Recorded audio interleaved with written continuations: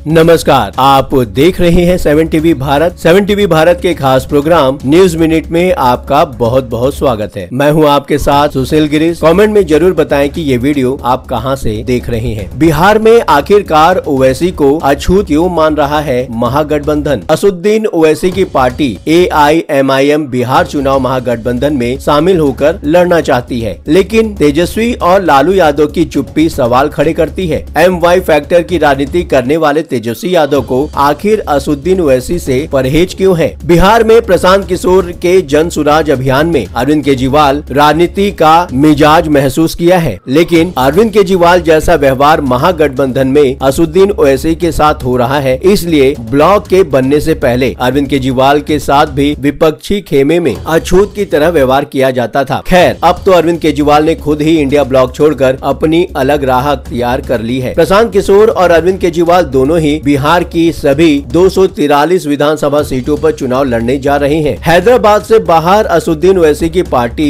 AIMIM चुनावी गठबंधन तो करती रही है, लेकिन देश के दोनों प्रमुख गठबंधनों से अलग ही खड़ा नजर आती है। असदुद्दीन ओवैसी अब तक NDA और UPA से बराबर दूरी बनाकर राजनीति करते आए हैं, लेकिन अब लगता है मन बदल गया है। असदुद्दीन ओवैसी की पार्टी बिहार में महागठबंधन में शामिल होना चाहती है, लेकिन लगता है कि तेजस्वी यादव और लालू यादव ओवैसी के प्रस्ताव में कोई दिलचस्पी नहीं है। तेजस्वी यादव के बयान में तो अनिच्छा ही लग रही है और लालू यादव की तरफ से कोई प्रतिक्रिया नहीं आई है। AIMIM के बिहार अध्यक्ष अख्तरुल ईमान का तो कहना है कि महागठबंधन में उनकी पार्टी पहले से ही शामिल होना चाहती है, लेकिन कामयाबी नहीं मिल पाई है। फिर भी अख्तरुल ईमान हार मानने को तैयार नजर नहीं आते। AIMIM की तरफ से ऐसी गुजारिश के साथ RJD प्रमुख लालू यादव को पत्र भी लिखा गया है और जवाब का इंतजार है। आखिरकार AIMIM बिहार महागठबंधन में शामिल होना ही क्यों चाहता है। असदुद्दीन ओवैसी की पार्टी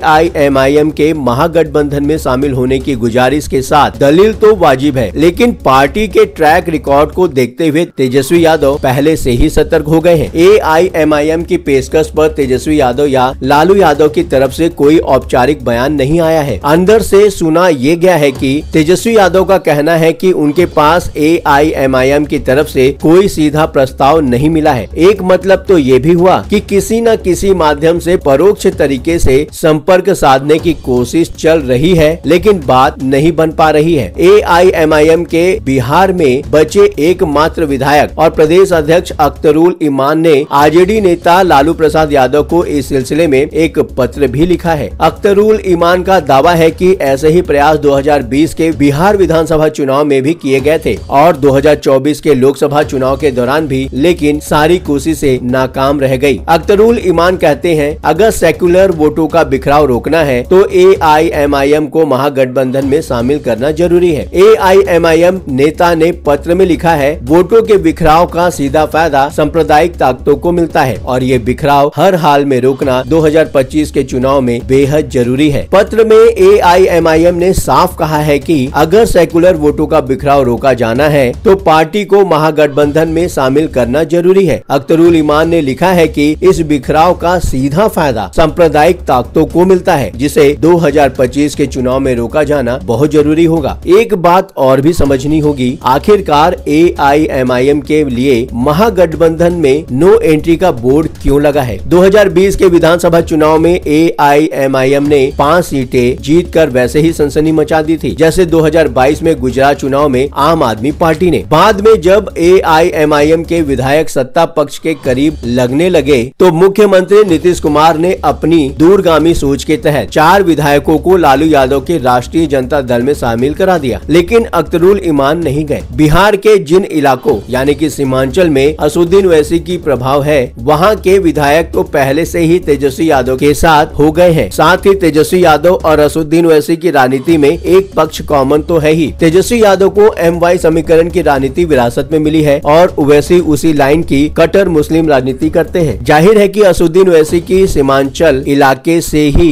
ज्यादातर सीटें चाहते होंगे और ये बात भला तेजस्वी यादव को मंजूर भी कैसे हो। अगर वहाँ ओवैसी ने पांव जमा लिए तो RJD को कौन पूछेगा। फिर तो वहाँ भी पूर्णिया जैसा हाल हो जाएगा। वैसे भी पप्पू यादव की तरह ललकारने लगेंगे और जहाँ मन माफिक मिला हाथ भी मिला लेंगे और वहाँ ये भी कह सकते हैं कि मन माफिक मुनाफिक हाथ किसी और पार्टी से मिला भी सकते हैं। असदुद्दीन ओवैसी की राजनीति के बारे में विपक्षी खेमे में ऐसी धारणा भी बनी हुई है कि वो मुस्लिम बहुल इलाकों में वोटों का बंटवारा कर देते हैं, जिसका सीधा फायदा बीजेपी को मिल जाता है। और ऑपरेशन सिंदूर के दौरान तो ओवैसी का बिल्कुल नया ही तेवर देखने को मिला है। कट्टर मुस्लिम नेता से कट्टर राष्ट्रवादी नेता के रूप में देश के साथ साथ विदेश दौरे में भी असदुद्दीन ओवैसी की एक जैसी ही छवि देखी गई है। लगता है ऐसी ही वजहों से तेजस्वी यादव दूरी बनाकर चल रहे हैं। समाज से छुआछूत की बीमारी तो कब की खत्म हो चुकी है। सवाल ये है कि राजनीति में असदुद्दीन ओवैसी के साथ तेजस्वी यादव अछूत जैसा व्यवहार आखिरकार क्यों कर रहे हैं। सवाल ये भी है कि असदुद्दीन ओवैसी को अपनी राजनीति को सेक्युलर साबित करने के लिए तेजस्वी यादव और महागठबंधन की जरूरत आखिरकार क्यों पड़ रही है। अब सवाल आपसे है, क्या हो सकता है असदुद्दीन ओवैसी का अगला प्लान? अपनी राय कमेंट बॉक्स में जरूर बताएं। यदि आपने अभी तक हमारे इस चैनल को सब्सक्राइब नहीं किया है तो देर किस बात की, चैनल को सब्सक्राइब करें, वीडियो को लाइक और शेयर कीजिए। हाँ, यदि आप भी अपनी कोई बात 7 टीवी भारत तक पहुंचाना चाहते हैं तो वीडियो में दिए गए व्हाट्सएप नंबर 9998323655 पर आप सीधे हमसे संपर्क कर सकते हैं। 7 टीवी भारत की टीम आपकी बात सुनेगी। फिर मुलाकात होगी। लगातार खबरों के लिए बने रहिए 7 टीवी भारत के साथ।